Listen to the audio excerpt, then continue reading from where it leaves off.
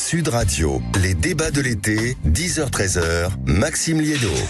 Bonjour à tous, vous êtes bien sur Sud Radio, le parler vrai, vous savez, on vous attend au 0826 300 300, l'application également Sud Radio et les réseaux sociaux, parce qu'on va avoir besoin de votre avis, de vos avis, accords, désaccords, notamment sur des questions brûlantes d'actualité. Le désir d'enfant en net recul dans notre pays, ce sont les chiffres qui sont tombés ce matin, et puis la question des logements. On vous pose précisément la question sur Twitter notamment, un quart des logements en France largement sous-occupés. Est-ce que vous êtes choqué de ça? Est-ce que cette question même vous interpelle? Ça va provoquer quelques discussions, vous allez le voir en studio. Et puis natalité, comprenez-vous les jeunes qui ne veulent plus d'enfants? Vous êtes déjà une majorité à nous dire oui, à plus de 65%. On essaiera aussi de comprendre un peu ce phénomène. Et puis le téléphone, le standard vous est déjà ouvert, 0826 300 300. Comme je le disais tout à l'heure, j'accueille Jean-Luc Benamias qui est depuis Marseille, membre de la Ligue des droits de l'homme. Bonjour mon cher Jean-Luc. Bonjour à toutes et à tous. Jérôme Dubus, vice-président de France Israël, bonjour. Bonjour.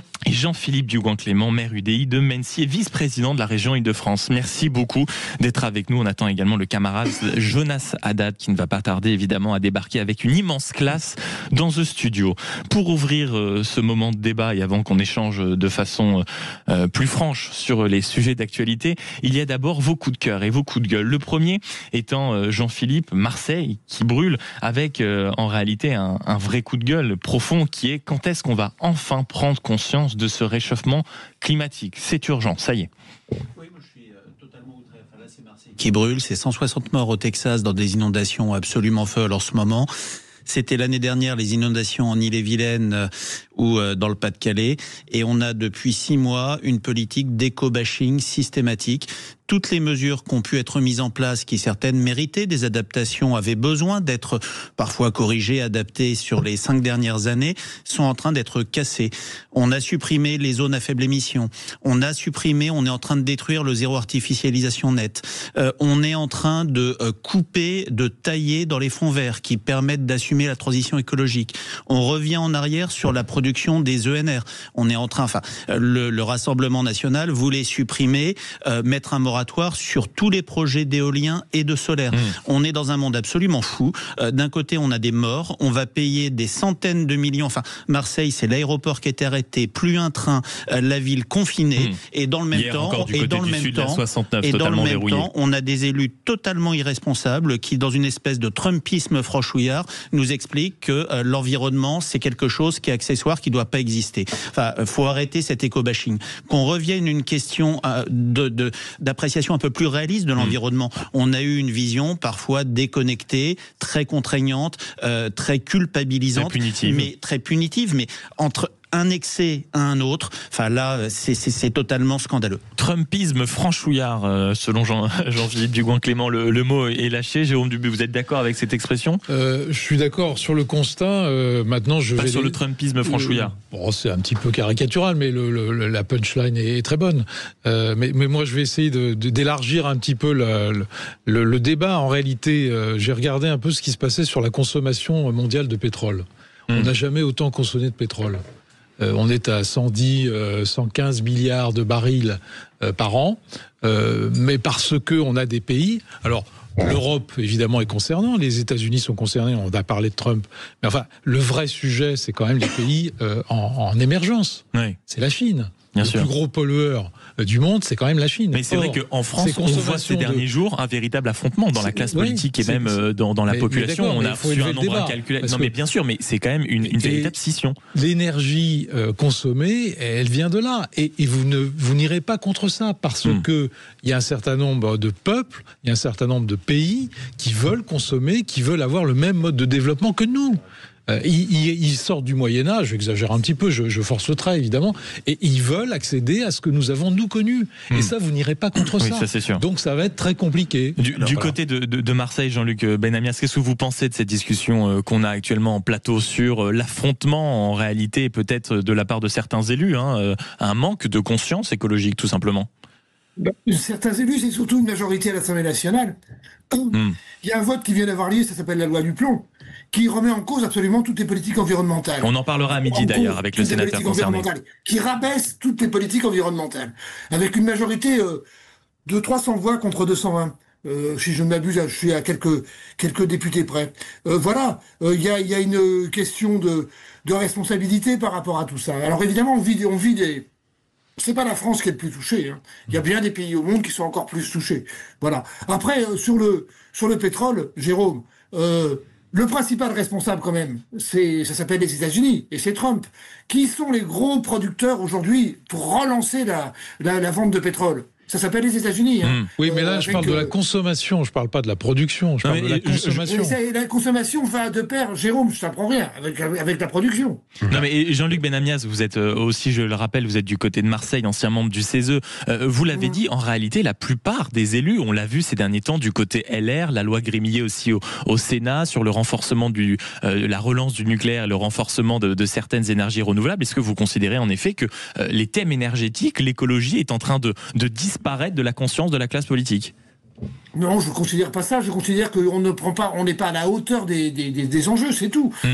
Cette loi du plomb, qui a vraiment un nom d'ailleurs incroyable par rapport à tout ce qu'on pense du plomb dans le cadre de l'écologie et de la pollution de la planète. Mais c'est clairement, il y a une non-volonté d'actionner tous les éléments possibles pour permettre à la planète de survivre. Voilà. Cette non-volonté, il n'y a pas qu'en France, hein, mais ce vote-là est très significatif. Bon, et puisque vous êtes du côté de Marseille, mon cher Jean-Luc, je vous laisse la parole, parce que pour vous, qui avez un coup de cœur, c'est le coup de cœur des sapeurs-pompiers, des pompiers en général, hein, qui font un travail extraordinaire actuellement dans le sud de la France, mais particulièrement ces dernières heures du côté de Marseille. Marseille, à Narbonne et ainsi de suite. Hein. Vous avez vu l'ensemble des feux d'énormes feux d'ailleurs. Hein, c'est des centaines d'hectares.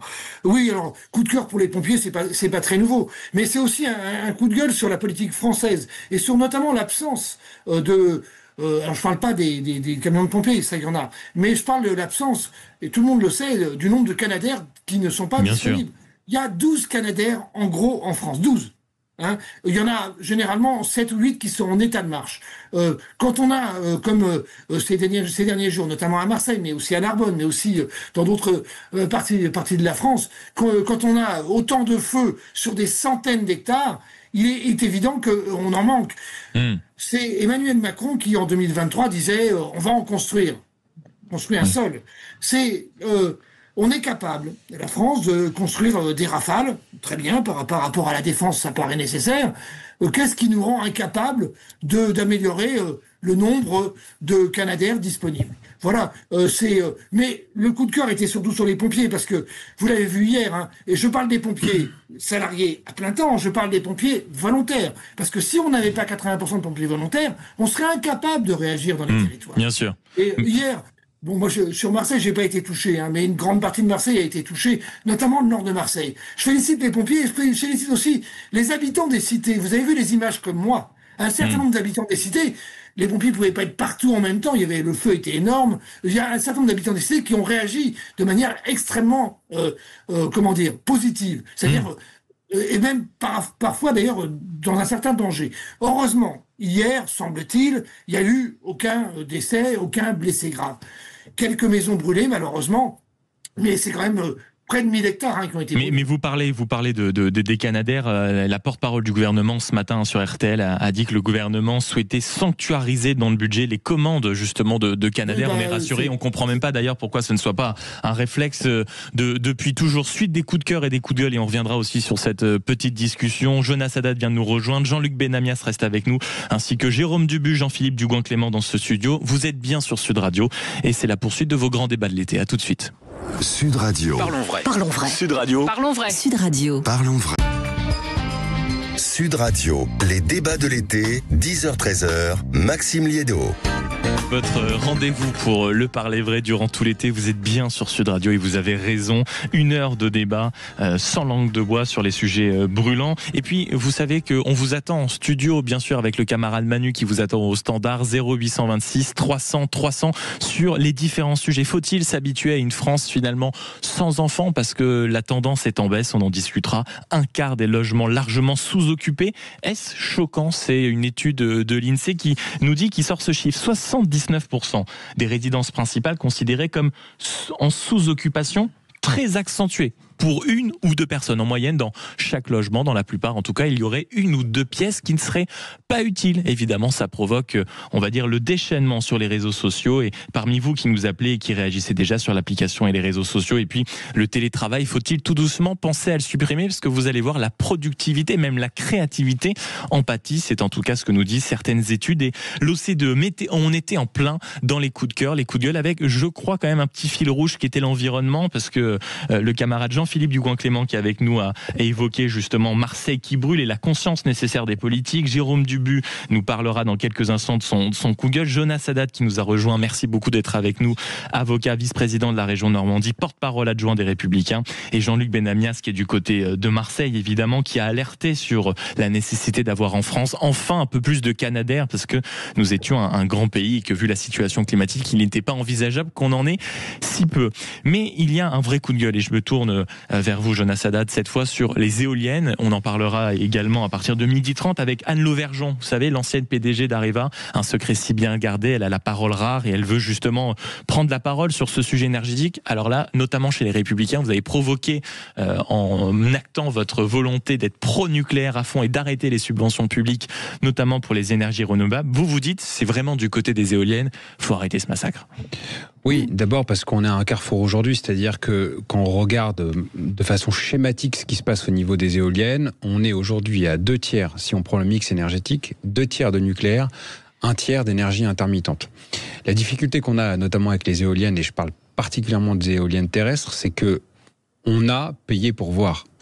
On a payé pour voir à plusieurs titres. On a payé pour voir, d'abord, on a payé au sens strict du terme, puisque on subventionne cette énergie, en tout cas des éoliennes, puisqu'on avait réussi à l'arrimer avec le coût de l'électricité qui était lié au nucléaire. Donc on subventionne ces énergies, et moi en tant que libéral, je considère que si une énergie a fait la preuve de son utilité, elle n'a pas à être subventionnée telle qu'elle l'est aujourd'hui. Deuxièmement, on s'est rendu compte que la production d'éoliennes coûtait beaucoup plus cher que celle du nucléaire, mais que surtout elle avait des conséquences sur la biodiversité. Je pense notamment au chemin des oiseaux, je pense notamment à tous ces mètres carrés de béton qu'il faut mettre à l'intérieur des sols, et je pense surtout aux nuisances sonores que subissent les gens qui sont les voisins de ces éoliennes, qui bien évidemment, les éoliennes ne sont jamais implantées à Paris ou dans les zones urbanisées.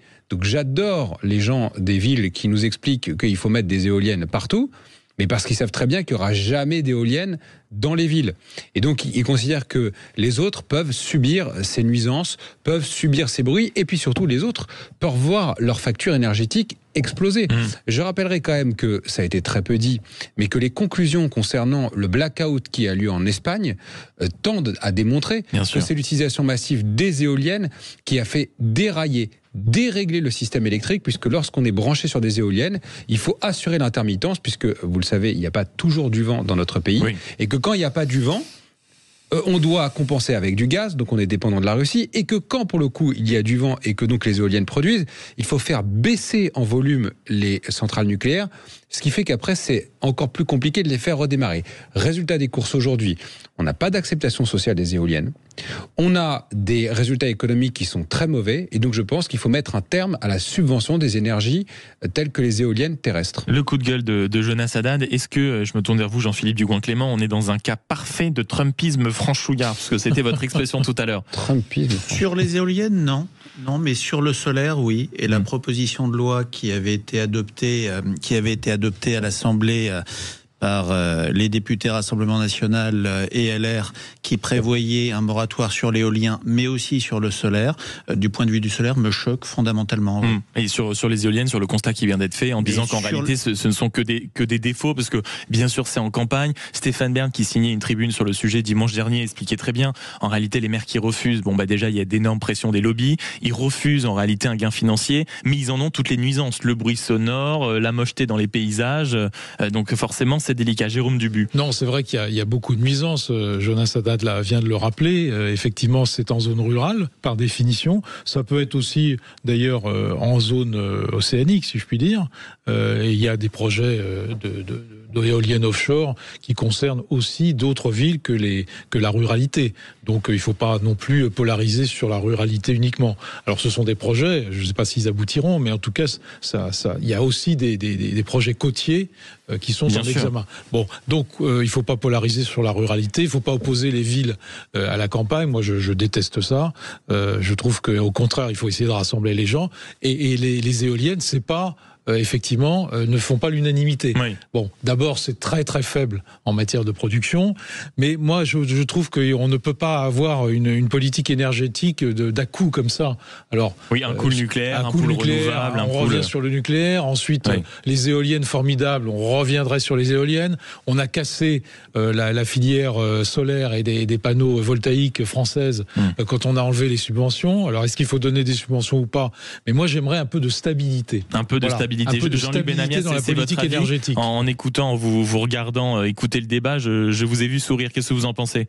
Parce que c'est pas un débat très nouveau. Je veux dire, tant qu'on n'aura pas compris qu'il faut une diversité des ressources énergétiques, notamment de l'éolien, notamment du solaire, voir comment on termine avec l'ensemble des centrales nucléaires déjà existantes. Parce que bien sûr. Je sais bien qu'on a un débat de fond par rapport à la construction d'EPR, mais enfin, chacun s'aperçoit que la construction d'EPR est d'un coût absolument exorbitant, que l'EPR de Flamanville continue à ne pas tourner, à ne pas marcher, que le prix de l'EPR de Flamanville a été augmenté, à peu près multiplié par 10. C'est rien par rapport aux autres. Sont des fictions.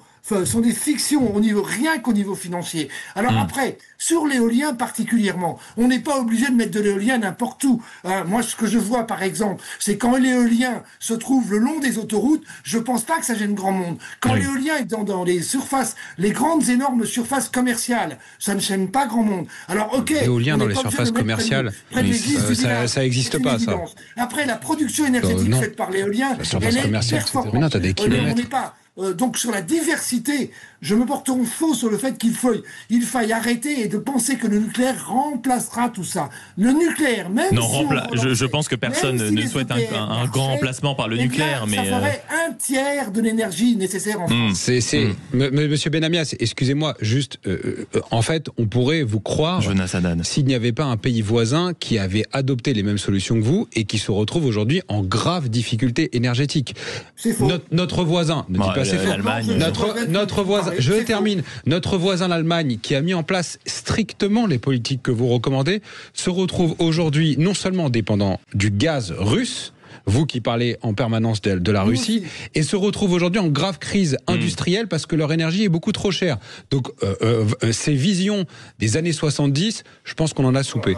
La vision des années 70 ou pas, en attendant, en 1970, l'électricité et le marché des énergies allaient beaucoup, étaient dans une forme en tout cas meilleure, c'est ce que nous dira Anne Lauvergeon, l'ancienne PDG d'Areva, à partir de 12h30. Dernier coup de gueule, il est de vous, Jérôme Dubu, ça concerne la crise des bureaux en Île-de-France. Oui, alors pas seulement en Île-de-France, mais elle est exacerbée en Île-de-France parce qu'effectivement, c'est 30% du PIB national. Donc on a les réserves de bureaux les plus importantes. Les derniers chiffres là qui viennent d'être publiés sur le placement des bureaux en 2025 sur le premier semestre sont très mauvais. On est à moins 25 de placement en règle générale. On atteint aussi à Paris intramuros hors quartier d'affaires, donc c'est un peu plus compliqué, moins 40%. À la Défense, on était à moins 11%, donc les chiffres sont très mauvais. Bon, alors il y a des causes structurelles, c'est évidemment le ralentissement économique, on en parlera tout à l'heure, l'affaire du télétravail, puisqu'on reviendra dessus tout à l'heure. Et puis il y a des causes structurelles, c'est-à-dire qu'on arrive à un moment où la tertiarisation de l'économie atteint ses limites, et puis aussi le fait que on aura dans les années qui viennent une stagnation de la population active. On en parlera évidemment sur la natalité aussi tout à l'heure. Donc tout ça est un peu lié, et je trouve qu'on ne fait pas assez d'efforts sur la transformation de bureaux en logement. Alors, c'est un vieux serpent de mer, c'est comme les éoliennes, c'est un vrai sujet. Mais c'est un vrai sujet. Alors, il y a des études qui sont en cours de parution, là, qui vont paraître au mois de juillet sur ce sujet. C'est des nièmes études, parce qu'on en a plein les placards, tous les 2 mois, de transformation de bureaux en logement. Sur les 6 millions de mètres carrés qui ne sont pas placés de bureaux en Île-de-France, on pourrait reconvertir, peut-être 1,5 million à 2 millions. Rapidement autour de la table. Ce qui ferait à peu près 30 000 logements. Bon, c'est pas négligeable. Ce qui n'est pas négligeable, surtout dans la crise du logement. Le problème, c'est le coût. Oui, c'est toujours le coût. Alors, nous, chez Action Logement, on a fait beaucoup d'efforts. On a créé une foncière qui s'appelle la foncière de transformation immobilière. On a récupéré et transformé 5 000 logements en 5 ans, c'est pas si mal. Voilà, mais du côté des pouvoirs publics, ça reste un peu stagnant. Donc il faudra peut-être un petit effort de ce côté-là, créer une foncière qui permette de transformer des bureaux en logements. En un mot autour de la table, c'est vrai que pendant un temps on avait vanté les grandes surfaces de bureaux, les grands groupes étaient absolument partout, vous les traversez, ce sont maintenant d'immenses couloirs vides. Est-ce que le politique a suffisamment pensé à ça? Je m'adresse à vous, Jonas Haddad et Jean-Philippe Dugouin-Clément, sur la conversion de ces grands espaces fantômes désormais. Moi je vais vous dire un truc qui va peut-être vous choquer, mais c'est pas aux politiques de s'occuper de ça. C'est au marché de gérer. Le politique a bien d'autres sujets, il ne maîtrise pas tant que ça la sécurité, l'éducation, la justice. C'est pas aux politiques de s'immiscer là-dedans. Jean-Philippe Dugouin-Clément. Oui, on peut maire uni de Mency. On peut dire aussi que le politique ne sert à rien, il doit s'occuper de rien. Le problème de la transformation bureau-logement, on a aujourd'hui plus de 4 millions de Français qui sont mal logés. On a des millions de mètres carrés de bureaux qui sont inoccupés, qui sont vides et qu'on n'arrive pas à transformer pour 3 raisons. La première, c'est le coût de la transformation. Et en fait, c'est le coût de la norme, essentiellement, qu'on paye et qu'on pourrait gagner en partie là-dessus. La deuxième raison, c'est le désintérêt des maires. Avoir des habitants, ça coûte de l'argent. Avoir des logements vides, ça n'en coûte pas, voire des bureaux vides, ça peut en rapporter. Donc, on a ces 2 raisons-là. Et puis, la troisième raison, c'est qu'on ne met aucun outil incitatif fiscalement pour essayer de faciliter les choses. On pourrait réfléchir sur des questions de taux de TVA réduite ou autre. Mais les réflexions, on va devoir les entamer puisque dans un instant, et je compte sur vous pour nous appeler au 0826 300 300 et réagir sur l'application et les réseaux sociaux. Doit-on supprimer le télétravail? C'est quand même devenu une habitude pour énormément de salariés. Mais les entreprises, ça a commencé aux États-Unis, ça arrive en France, du côté de la Société Générale, de Free, de Stellantis, d'Ubisoft. Fini le télétravail, ou si ce n'est pas fini, on va quand même tout doucement commencer à devoir l'encadrer sévèrement. Est-ce que vous êtes pour? Est-ce que tout simplement pour une question de productivité et d'efficacité, faut supprimer le télétravail? Parce que après tout, c'est à ça que ça sert une entreprise. On arrive à 8h, on part à 18h. Eh oui, c'est la vie, on attend votre parler vrai sur Sud Radio. À tout de suite. Sud Radio. Sud Radio. Parlons vrai. Parlons vrai. Sud Radio. Parlons vrai. Sud Radio, les débats de l'été, 10h-13h, Maxime Liédo. Allez, on passe aux choses sérieuses. On va mettre les mains dans le cambouis de l'actualité avec les sujets qui nous préoccupent. 0826 300 300 pour nous appeler et pour nous donner votre avis sur cette première question. C'est vrai qu'il agite quand même le monde du travail et aussi le monde économique. Doit-on supprimer le télétravail? C'est la question qu'on vous pose sur les réseaux sociaux, sur l'application Sud Radio, parce que on sent bien que le mouvement, s'il vient certes des États-Unis, on a vu notamment ces dernières semaines des salariés de la Société Générale se mettent en grève. Et c'est vrai que quand on regarde les chiffres, c'est devenu une réalité. 7 salariés sur 10 y ont accès. C'est près de 25% des Français autour de la table. Comment vous regardez ce débat? Est-ce que c'est un débat qui est déjà inutile ou au contraire c'est un débat de fond? Ce sont les évolutions du travail. Jérôme Dubu. Oui, moi je donne mon exemple personnel puisqu'on a négocié dans notre entreprise de 2700 salariés, qui est une entreprise de logement social. On a négocié plusieurs fois des accords de télétravail. Bon, les syndicats, il y a 3 ans, nous demandaient environ... Au moment du Covid, on est d'accord. Voilà, absolument. Alors, à la sortie du Covid, 3 jours de télétravail et 2 jours de présentiel dans l'entreprise. C'était la proposition des syndicats, de salariés. La proposition de la direction, c'était l'inverse. C'était 2 jours de télétravail et 3 jours dans l'entreprise. Et finalement, dans l'accord qui a été conclu, c'est ce qui a été proposé par la direction qui l'a emporté. Et tout le monde s'en porte bien. Et aujourd'hui, on vient nous demander de la part des salariés de revenir sur un des jours de télétravail. Mais là, c'est les salariés qui vous demandent. Exactement. C'est exactement l'inverse de ce qui se passait à l'époque. Donc on a inversé les rôles. Pourquoi est-ce qu'ils vous donnent les arguments en disant quoi? C'est moins convivial, c'est moins sympathique, moins efficace. 2 jours de télétravail et 3 jours de présentiel, c'est déjà trop. C'est déjà trop, si vous voulez, parce que la cohésion, la productivité, le présentiel, c'est quand même le rassemblement. C'est comme ça que vit une entreprise. Donc moi, il me semble que alors c'est un peu brutal ce qui a été fait à la Société Générale parce que c'était fait de manière unilatérale. C'est-à-dire un mail en disant vous êtes mis les cocos à partir de la semaine prochaine, 4 jours. De manière unilatérale. Il ne peut être que dénoncé par accord. Donc pour vous, est-ce qu'on doit supprimer le télétravail? Donc je pense que 1 jour et 4 jours, 1 jour de télétravail, 4 jours de présentiel me paraissent la bonne formule. Donc pas de suppression unilatéralement, mais une négociation visant à revenir dans l'entreprise. Jean-Philippe Dugouin-Clément, maire UDI de Mency et vice-président de la région Île-de-France. Je rebondis sur ce que vous disiez à l'instant, Jérôme Dubu. C'est le cas de Publicis, par exemple, ça fait quelques temps qu'ils se sont emparés de ce sujet. Alors, eux, c'est simple, le télétravail. Alors oui, pourquoi pas? En effet, 2 jours et certainement pas des jours consécutifs et certainement pas le lundi. Jean-Philippe Dugouin-Clément, comment vous regardez cette question? Faut-il passer à une suppression de ce télétravail qui était une mode de pendant le Covid? Alors moi, je suis opposé à la suppression et par contre je suis pour poser des limites ou encadrer un petit peu. Supprimer, ça permet quand même de gagner un gain de vie absolument énorme pour des gens qui prennent 4 à 5 heures de transport par jour pour aller travailler. Ça, c'est sûr. Ça permet d'avoir un gain de productivité parce qu'on a des gens qui sont moins fatigués globalement. Ça permet sur des secteurs métropolitains totalement engorgés en termes de transport de réduire un petit peu la pression sur le transport. Après, la question de plateaux de bureaux qui sont totalement vides, d'équipes qui ne se voient plus qu'en visio, qui ne se réunissent plus, qui ne travaillent plus ensemble, c'est quelque chose de compliqué. Quand on est à plus de 2 jours de télétravail par semaine, c'est ce à quoi on arrive. Donc moi, je pense qu'il faut limiter un petit peu. Il faut réglementer d'avoir 1 ou 2 jours où il n'y a pas de télétravail pour obliger les gens à se rencontrer. Mais après, pour moi, c'est des accords d'entreprise. Oui. Mais sur le principe, c'est-à-dire ne pas avoir 2 jours d'exécutif pour pas avoir peut-être des week-ends un peu prolongés, pas le lundi. Pareil, il y a même des entreprises qui disent alors certainement pas le vendredi, parce que le vendredi, on sait ce que c'est. Prenez télétravail, on essaye d'appeler, ça répond pas. Ça peut. Après, je crois que la réalité est différente en fonction des métiers, donc en fonction des entreprises. Après, c'est comment est-ce qu'on le réglemente, entreprise par entreprise. Moi, je pense qu'il faudrait imposer au moins une journée où il n'y a pas de télétravail dans une entreprise. Oui, une journée, on décide d'une journée, le mardi, le mercredi, le jeudi, peu importe, mais où il n'y a pas de télétravail pour permettre aux équipes de se rencontrer. Quand ils peuvent, parce que quand on regarde les chiffres, c'est vrai que c'est seulement, d'une certaine manière, 35% des salariés seulement qui ont la possibilité de faire du travail. Il y a plein de métiers dans certains métiers, c'est beaucoup plus que 35% en fait. Bien sûr.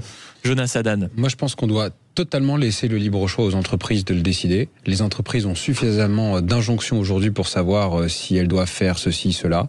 Les chefs d'entreprise connaissent bien leur entreprise et connaissent bien le management dont ils ont besoin.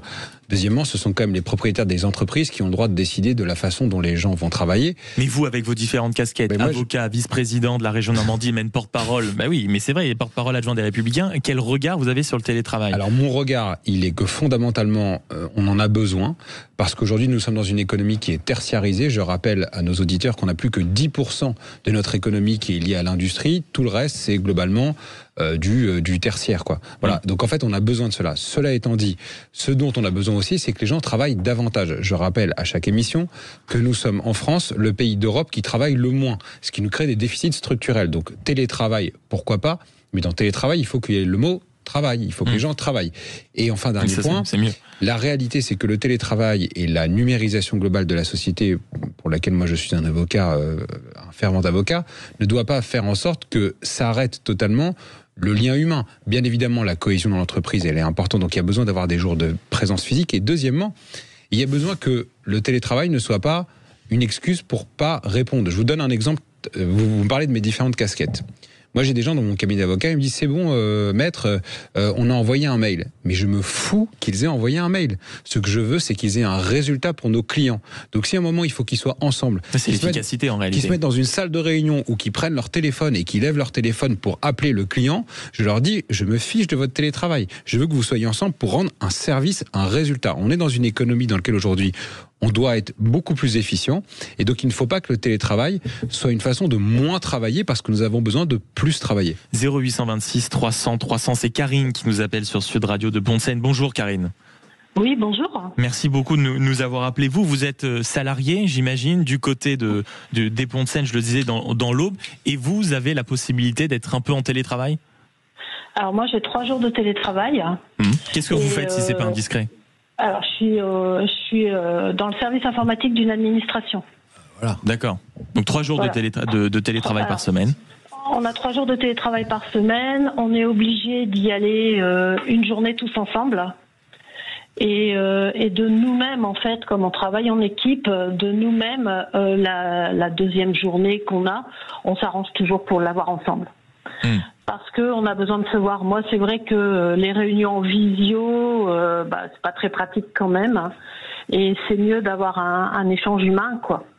Donc vous, ce que vous dites, c'est que de ce que je comprends, en tout cas les 3 jours de télétravail, ça vous va bien. Vous vous débrouillez tranquillement entre collègues pour vous voir un peu, pour faire avancer les dossiers. Mais à la question qu'on vous pose sur l'application et les réseaux sociaux Sud Radio, l'idée de potentiellement supprimer, vous, si demain votre entreprise vous envoie un mail en vous disant, bon Karine, vous êtes vraiment super, mais à partir de la semaine prochaine, tu es présente 4 jours sur 5. Ce serait envisageable ? j'aurais pas le choix. J'aurais pas le choix, je le ferai. Après, moi j'ai eu mon 3e jour pour des problèmes de santé. Et avant que j'ai mes jours de télétravail, j'étais, on va dire 15 jours par an en arrêt de maladie. Et depuis, j'ai plus rien, quoi, parce qu'en fait, je me gère. Je gère ma maladie, je gère les déplacements. Là, je vois, en début de semaine, je suis allée à Paris, lundi, mardi, 2 heures de retard le train pour rentrer chez moi, 3/4 d'heure le matin. Bon, c'est du stress en plus.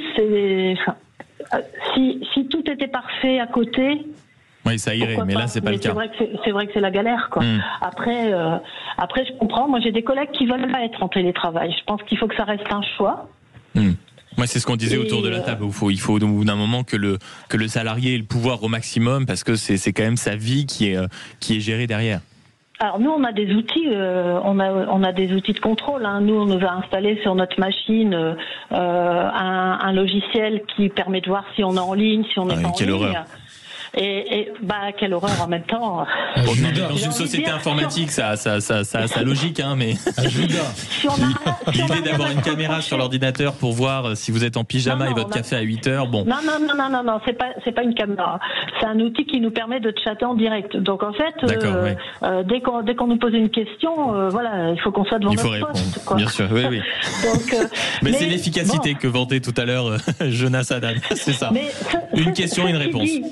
Ceci dit, moi, si on me demande de retourner en présentiel plus souvent, là, à l'heure d'aujourd'hui, je suis en train d'envisager de prolonger le travail, d'aller à la retraite un peu plus tard. Ce serait compliqué.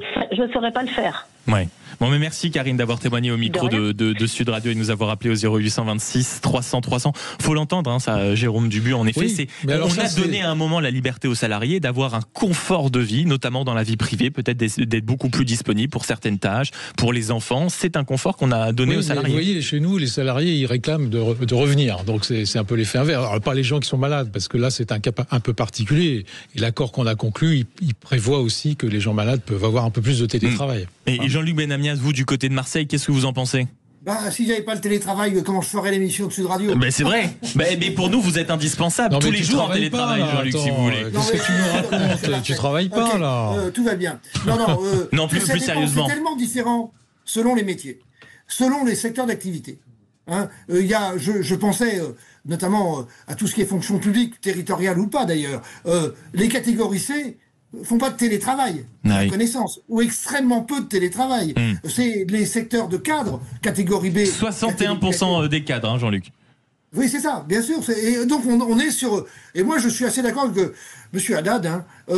Ça dépend des entreprises, les gens de droite, des collectivités territoriales locales, d'une pierre blanche. De voir comment, avec les syndicats et avec les salariés, comment on organise cette régulation. Alors, est-ce que c'est 2 jours, est-ce que c'est 1 jour, est-ce que c'est 3 jours ? Ça dépend des métiers. Et je pense aussi à tous ceux qui sont auto-entrepreneurs. Ils sont comment, les auto-entrepreneurs ? S'ils ne sont pas en télétravail, pour beaucoup d'entre eux, ça dépend évidemment des métiers. Bien sûr. Voilà, c'est très différencié. Et donc, il faut laisser de larges possibilités de discussion. Après, je comprends très bien qu'on ne fait pas du télétravail 5 jours sur 5. Ça c'est sûr. Ça n'existe pas.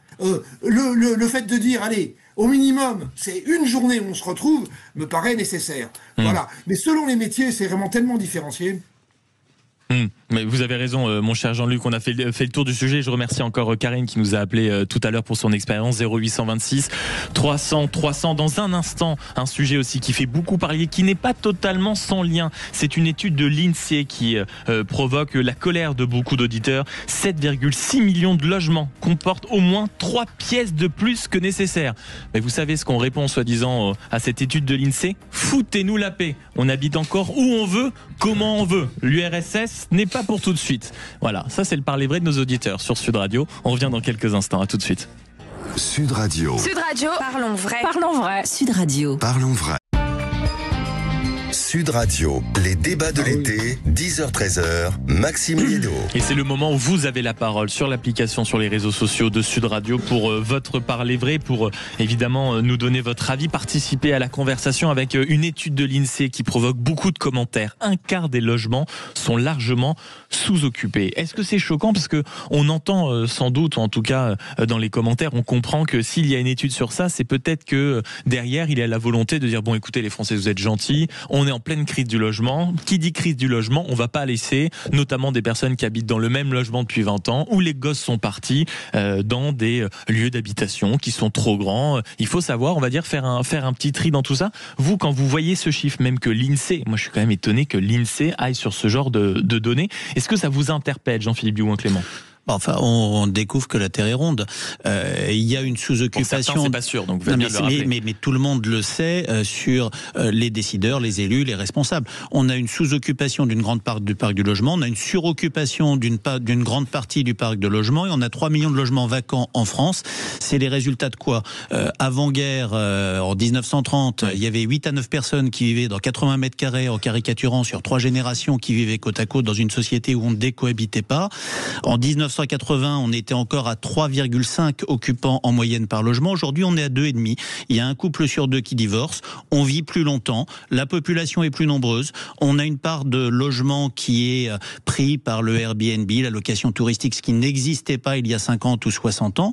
Donc, effectivement, c'est la situation de la crise du logement dans ce pays et de l'absence de politique de logement. Pour vous, des gens qui occupent des logements trop grands, ça fait partie de la crise du logement. Non, c'est un fait. Le problème de la crise du logement, c'est qu'on ne produit pas suffisamment de logements pour permettre à des gens qui sont en suroccupation de se loger, que le logement est d'une manière générale trop cher et donc on bloque les mobilités sur le logement, qu'on n'a plus de politique d'aménagement du territoire dans ce pays, ce qui fait qu'on a 3 millions de logements vacants dans des villes comme Saint-Dizier ou quand vous allez en Haute-Marne, quand vous allez dans la Creuse, qui se vident totalement. Et en fait, on paye une évolution d'une part sociétale, parce que la société, les modes de vie ont profondément changé en 80 ans, mais aussi une carence d'aménagement du territoire. Et Jean-Luc Benamias, vous, le Marseillais, comment vous regardez ça, la soi-disant des logements qui sont sous-occupés? On n'a plus le droit de vivre tranquillement, d'habiter les lieux qu'on veut?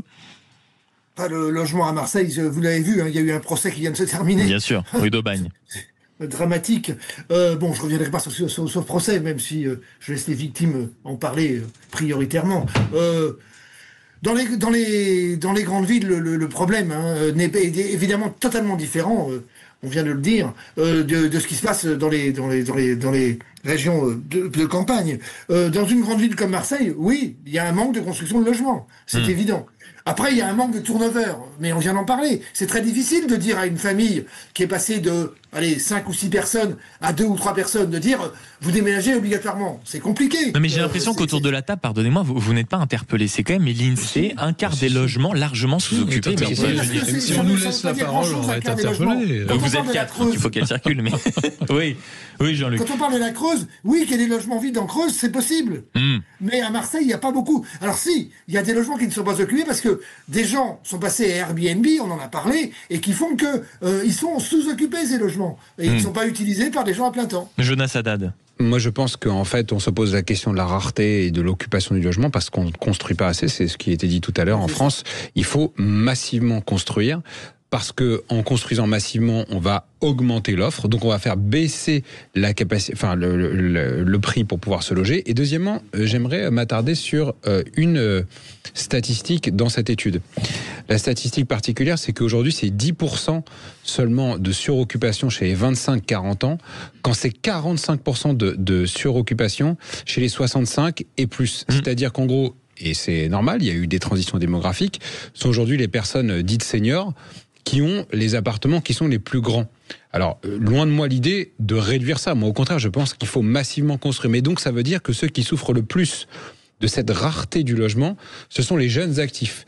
Et il faut rendre aux jeunes actifs le fruit de leur travail. Il faut qu'ils puissent se loger, il faut qu'ils puissent acheter.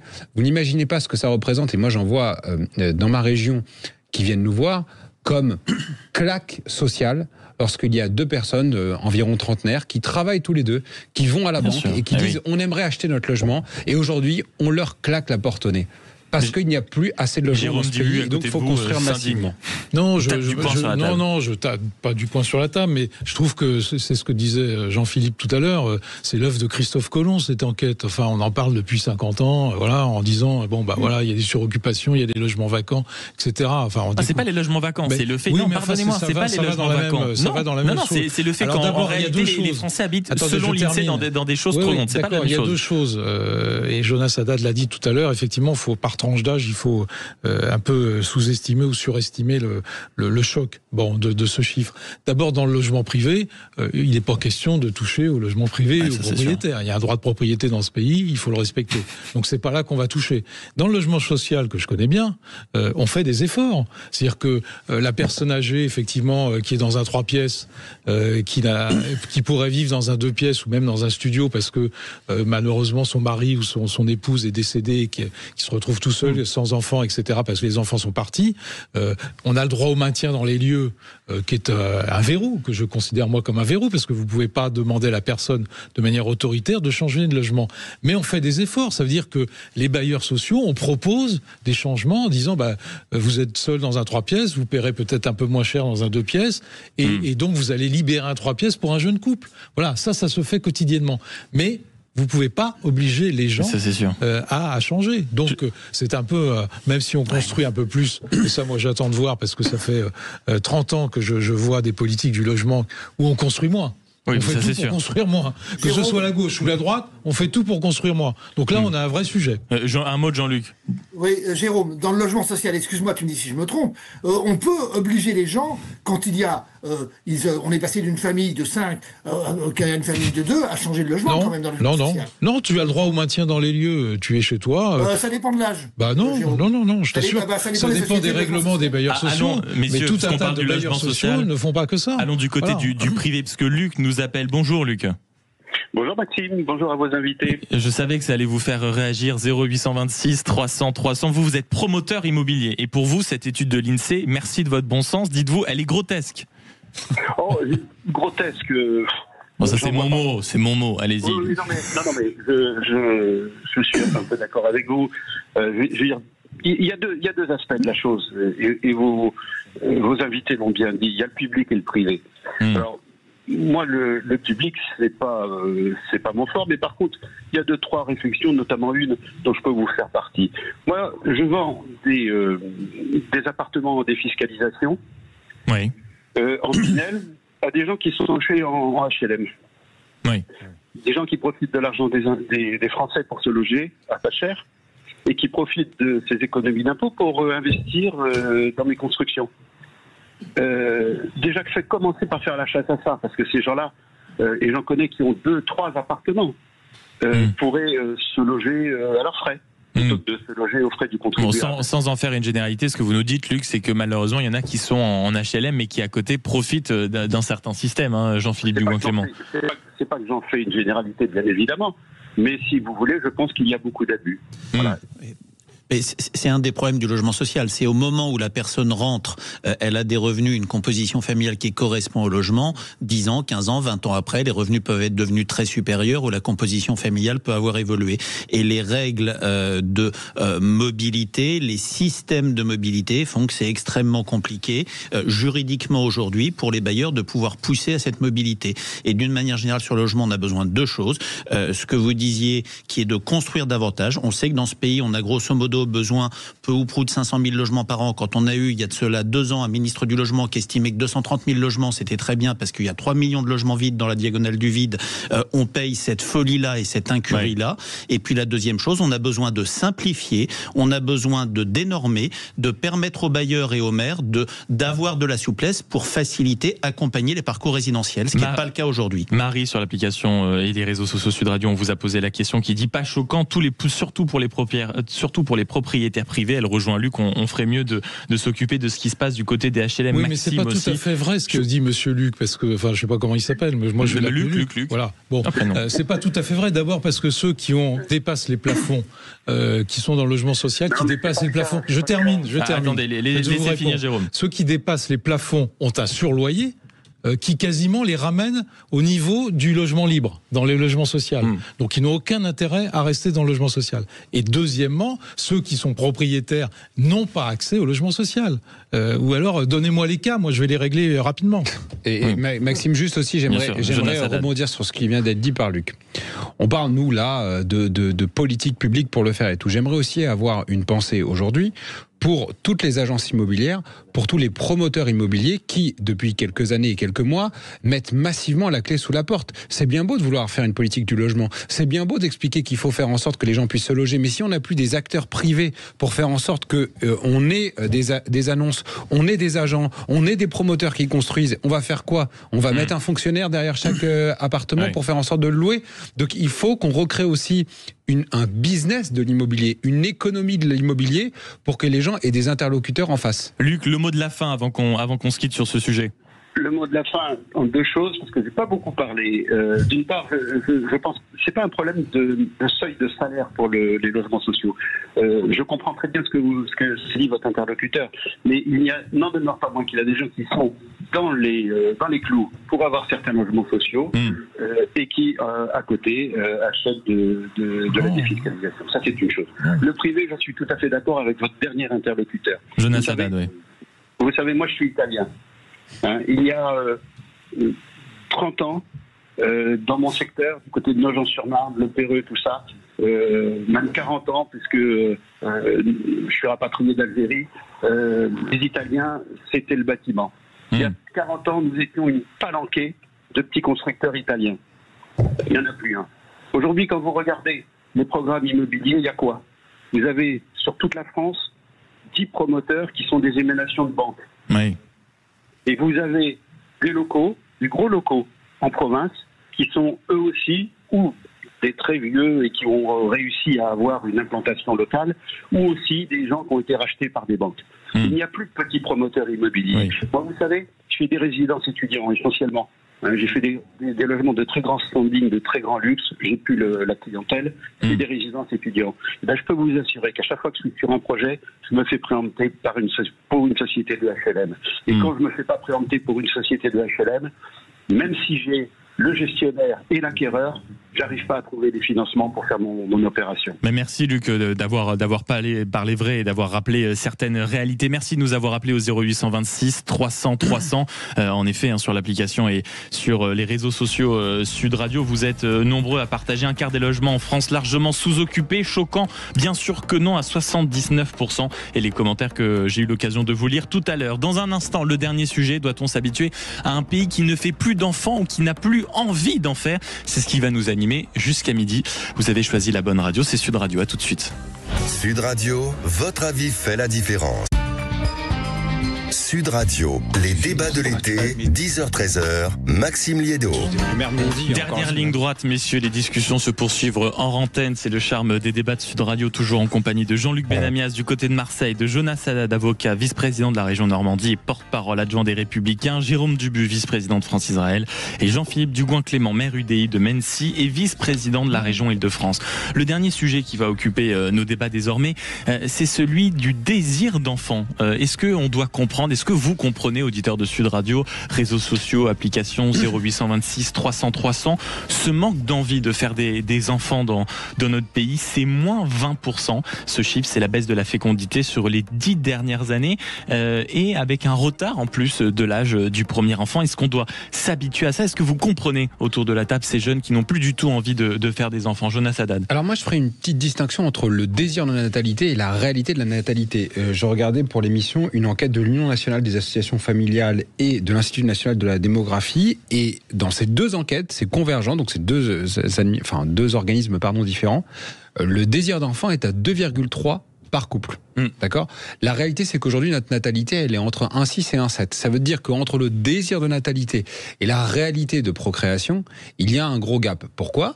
Parce que fondamentalement, je pense que les générations qui sont en âge de procréer sont confrontées, et on le disait tout à l'heure, à des murs qui sont très importants. Les murs importants, c'est la difficulté de trouver un logement. Bien sûr. Les murs qui sont importants, c'est l'incertitude globalement sur le marché économique. Et une autre réalité qui est très importante, c'est leur surfiscalisation imposition, leur surimposition en tant qu'actifs. Encore une fois, les actifs d'aujourd'hui contribuent à ceux qui ne travaillent pas. Donc quand on vous assomme de taxes, quand vous avez des difficultés à devoir vous loger, ça donne pas vraiment envie de faire des gosses. Ça c'est sûr. Jean-Luc Benamias, c'est pour poursuivre la pensée de Jonas Haddad, peut-être sur les murs en France qui ne nous encouragent pas en tout cas à avoir des enfants. On est le 23e pays sur 27 sur la mortalité infantile. En France quand même, on manque cruellement de lits, 15% d'infertilité, beaucoup plus de mamans malades, et on manque de 100 000 places de crèche. Donc c'est vrai qu'on n'est pas forcément un pays qui donne, on va dire, envie de faire des enfants. Qu'est-ce que vous en pensez, Jean-Luc ? Et pourtant, si vous regardez les chiffres, par rapport aux 27 pays de l'Union européenne, on est dans des pays qui faisons le plus d'enfants, dans la moyenne. Par rapport aux grands pays européens comme l'Allemagne, je crois que c'est, nous on est à 1,6, 1,7, je crois que c'est du 1,3, 1,4. Mais il n'y a pas que l'Allemagne. Ok, oui, il y a absence évidemment d'aide. C'est vrai qu'en France, trouver une crèche, c'est très très difficile. Une crèche publique. 100 000 places de crèche qui manquent. Trouver entre le désir de travail des deux parents et le fait de se dire comment on va faire. L'école, normalement, se termine, et c'est normal, à 16h, 16h30. Qu'est-ce qu'on fait entre le temps de travail et le temps où on doit s'occuper des enfants? Voilà, il y a cette aide-là. Mais après, il y a une crise quelque part sur... Ça existe dans les milieux écolos un peu fondamentalistes, sur le côté à quoi bon faire des enfants, la planète va mourir, et ainsi de suite. Il y a ça, mais c'est pas anecdotique, mais c'est mineur. Je pense que le principal problème vient effectivement du fait de l'aide à la parentalité, l'aide au fait que les parents, quand les deux travaillent, et tant mieux s'ils travaillent tous les deux, puissent s'occuper à la fois de leurs enfants et à la fois continuer à travailler. Qu'est-ce que vous en pensez, Jérôme Dubu, sur ce, en tout cas sur la volonté de retarder le premier enfant, mais peut-être sur un manque de désir déjà. Alors, de faire des enfants. Quand on lit l'enquête, c'est assez impressionnant parce qu'en réalité les chiffres sont très très difficiles à interpréter, et ils donnent deux interprétations qui ne vont pas dans ce qu'on a dit, enfin en tout cas dans ce qui a été dit jusqu'à maintenant. C'est le fait que l'ambition professionnelle, et notamment l'ambition professionnelle du mari ou du conjoint ou du compagnon, peu importe, évidemment retarde le fait d'avoir un enfant, ça c'est le premier point. Et le deuxième point, c'est la conjoncture économique. Mais moi, je pense, comme vous, ce que vous avez dit, Jean-Luc et Jonas, je pense comme vous que la politique en faveur de la natalité est fondamentale, la politique publique. Regardez ce qui s'est passé quand M. Hollande est arrivé. Il a détruit la politique, notamment la politique fiscale en faveur des ménages qui voulaient avoir des enfants, et immédiatement on en a les conséquences. C'est pas à 10 ans qu'on a les conséquences, c'est immédiat qu'on a eu les conséquences. Donc je pourrais revenir sur tout ce qu'il a détruit, mais il est absolument indispensable, c'est comme pour la politique du logement, il est absolument indispensable qu'on ait une vraie politique publique en faveur de la stabilité, natalité. comme vous disiez tout à l'heure. Jean-Philippe Dugoin-Clément. Oui, deux remarques et un constat. Première remarque, la baisse de la natalité, ça pose un problème économique majeur. Je ne sais pas comment on paiera les retraites dans 30 ou 40 ans si on continue à avoir ce taux de natalité. Donc ça pose quand même un sujet de société qui doit globalement nous interpeller. Comment est-ce qu'on assure les services publics à venir avec la natalité qu'on a? Sauf avoir un recours massif à l'immigration à 40 ans, on ne tiendra pas.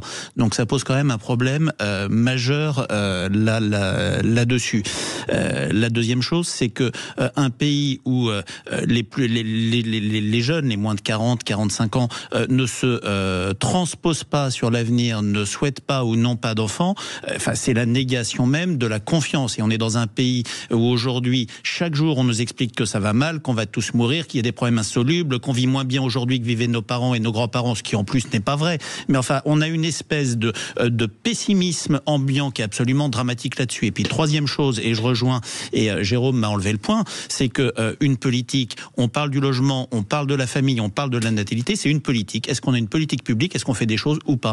Quand M. Hollande a supprimé le quotient familial, effectivement, c'est quelque chose qui a été absolument dramatique pour essayer d'inciter, d'accompagner les couples qui veulent avoir des enfants. On parle des places de crèche qui manquent. Moi, je veux bien. On a quelqu'un qui a été ministre de l'économie pendant 7 ans, qui a doublé le déficit de ce pays et qui ose dire que le déficit de l'État, c'est les collectivités locales, et dans le même temps, il faut plus de places de crèche. Une place de crèche, c'est 10 à 12 000 euros de déficit par an pour une collectivité. Et si on prend du privé, c'est la même chose, puisque de toute façon, c'est pris en charge par l'État ou par les collectivités qui contractualisent. Donc, il y a un moment, est-ce qu'on veut ou pas avoir une politique familiale, une politique nataliste? Ça a un coût. Bon, et comme on approche de la fin de cette émission et qu'on pourrait évoquer ce sujet très longuement, un mot quand même sur un petit séisme politique qui a eu lieu en fin de matinée. C'est des perquisitions au siège du Rassemblement national. Jordan Bardella l'a annoncé sur Twitter. Une vingtaine de policiers de la brigade financière mènent depuis ce mercredi une perquisition au siège du Rassemblement national. Le président du parti d'extrême droite dénonce, lui, un acharnement. Votre réaction autour de la table ? Écoutez, l'avenir le dira, si c'est de l'acharnement ou pas. Voilà, il est trop tôt pour juger. Jonas Haddad. On se souvient des images de Jean-Luc Mélenchon aussi lors de sa perquisition. Oui, voilà, il y a des procédures judiciaires qui sont en cours. S'il y a des infractions qui sont constatées, ce sera à la justice de le dire, vraiment. Jean-Luc. Tant qu'on ne sait pas la raison de la perquisition, je peux pas me prononcer. Et il faut rappeler que ça se déroule certainement dans l'information judiciaire qui vise à déterminer récemment si le Rassemblement national, si le RN, a contourné des règles de financement électoral, notamment au niveau européen. Messieurs, merci beaucoup d'avoir été sur l'antenne de Sud Radio. Jean-Luc Benamias depuis Marseille, merci à vous, membre de la Ligue des droits de l'homme, ancien membre du CESE, Jonas Haddad, avocat, vice-président de la région Normandie, porte-parole adjoint des Républicains, Jérôme Dubu, vice-président de France-Israël, et Jean-Philippe Dugouin-Clément, maire UDI de Mency et vice-président de la région Île-de-France. Merci d'avoir mis de l'humeur, du ton et de l'engagement dans ces grands débats de l'été sur Sud Radio. Dans un instant, pendant que vous vous apprêtez certainement à manger un petit morceau ou à croquer un bout sur le bord de la route, c'est l'heure de l'actu chaude avec cette loi Duplon. Cette loi Duplon qui a été votée hier, qui concerne les agriculteurs. Deux affrontements évidemment dans la classe politique, ceux qui dénoncent encore du recul au niveau écologique et au contraire ceux qui disent non, c'est ce qu'on ne fait pas assez en France. Ça s'appelle du pragmatisme, mais ça tombe bien, c'est le sénateur qui porte le nom de cette loi qui viendra nous en parler. Et puis à 12h30, restez bien avec nous. Anne Lauvergeon, ancienne PDG d'Areva, qui sera avec nous, un secret si bien gardé. Elle prend la parole rarement, mais elle ne peut plus se retenir de parler avec les scandales et la façon dont on traite notre énergie en France. Vous allez le voir, ce sera un entretien passionnant. 11h59, vous êtes sur la radio du Parlévier, Sud Radio, à tout de suite. Sud Radio. Sud Radio. Parlons vrai. Parlons vrai. Sud Radio. Parlons vrai. Sud Radio, les débats de l'été, 10h-13h, Maxime Liédo. 12h09, pas de doute, vous avez choisi la bonne radio et vous y êtes bien. Sud Radio, il est l'heure de faire le tour du tour tous les jours. Joseph Ruiz, bonjour. Bonjour Maxime, bonjour à tous. Vous nous racontez le Tour de France à travers 3 mots que vous avez choisis. Et aujourd'hui, duel, couteau et chrono. Commençons par duel. Duel, car Tadej Pogačar et Jonas Vingegaard sont les deux grands favoris du Tour de France. Ils se sont véritablement affrontés hier sur les pentes de la rampe Saint-Hilaire. C'était dans le cœur de Rouen, au milieu de milliers de Normands survoltés. Une pente à 15% et les deux hommes au coude à coude. Beaucoup voyaient Pogačar s'envoler, double tenant du titre, on le rappelle. Eh bien que nenni, Jonas Vingegaard lui a tenu la roue et sur la ligne d'arrivée, Pogačar l'a emporté quand même. Oui, mais voilà, Vingegaard l'a regardé dans les yeux. Et donc, les prochains jours s'annoncent très excitants car plus serrés que prévu. Les jours passent sur le Tour de France et le duel Pogačar-Vingegaard remplit les pages du grand livre du Tour de France et de cette grande boucle, se rapprochant petit à petit des plus grands affrontements, Coppi-Bartali notamment, et pourquoi pas Anquetil-Poulidor. Le deuxième mot est hélas beaucoup plus problématique, c'est le mot couteau. Ah, et c'est de l'actualité, c'est un homme qui a été neutralisé hier à Rouen, du coup qui a accueilli le Tour de France en marge de cette arrivée, de cette 4e étape. Après avoir menacé le public avec un couteau, les policiers le poursuivaient, tentaient de maîtriser ce mythe en cause qui alors portait un coup de couteau au niveau du torse d'un des CRS. Grâce à son plastron, ce CRS n'était pas blessé. Dans le même temps, voyant son collègue adresser, un autre CRS tirait un coup de feu avec son arme de service. Il a été légèrement blessé à la jambe. Le suspect, il a tenté de fuir tout en menaçant des spectateurs avant d'être interpellé et placé en garde à vue. Une enquête a été ouverte forcément et le suspect est considéré comme un déséquilibré avec des antécédents psychologiques récents. Il est âgé de 21 ans, il portait une djellaba, il figurait sur les fichiers des personnes recherchées, le fameux FPR, et était en fugue d'un hôpital depuis le 24 juin 2025. Et le dernier mot, mon cher Joseph, c'est le mot chrono. Oui, retour au sport Maxime, car aujourd'hui, contre la montre dans la ville de Rouen, on y reste chez nos amis normands. 33 km et une étape de folie à venir. Les coureurs partent les uns après les autres. Pour ceux qui ne connaissent pas l'exercice, une ou deux minutes d'écart et le meilleur temps l'emporte à l'arrivée. Remco Evenepoel, l'un des plus grands talents de ce peloton, est favori et va tenter de se réveiller après un début d'exercice un peu plus compliqué, en demi-teinte on va dire. Il est le champion du monde de l'exercice, il a 58 secondes de retard au classement général sur Tadej Pogačar, mais Juré, lui, pense qu'il peut aller le chercher aujourd'hui. Ça lui permettrait donc de prendre le maillot jaune, mais attention, Pogačar ne se laissera pas faire. Il veut lui aussi la tunique jaune, tout comme Jonas Vingegaard, actuellement 3e du classement général. Un petit point sur les pronos. Bah oui, surtout qu'il me semble que hier vous aviez vu juste. J'ai vu juste hier, ça fait la première fois depuis le Tour de France. Bon, ça faisait 2 fois. Pogačar, Van der Poel, j'ai eu bon. Bon, pour aujourd'hui, on va retenter. Je vais dire Evenepoel puis Pogačar. Mais oui, ça c'est une équipe qui gagne. Merci beaucoup, Joseph Ruiz.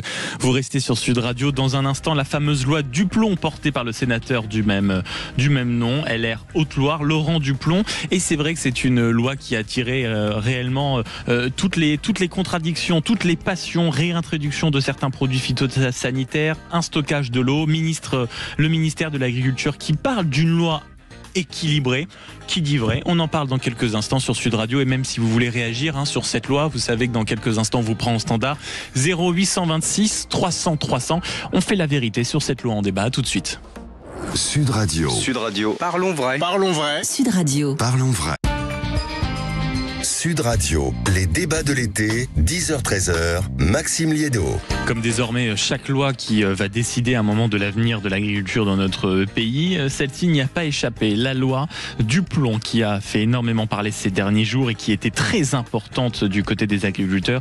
Le ministre de l'Agriculture, la ministre de l'Agriculture, Annie Genevard, parle elle d'une loi équilibrée face aux attaques de la désinformation.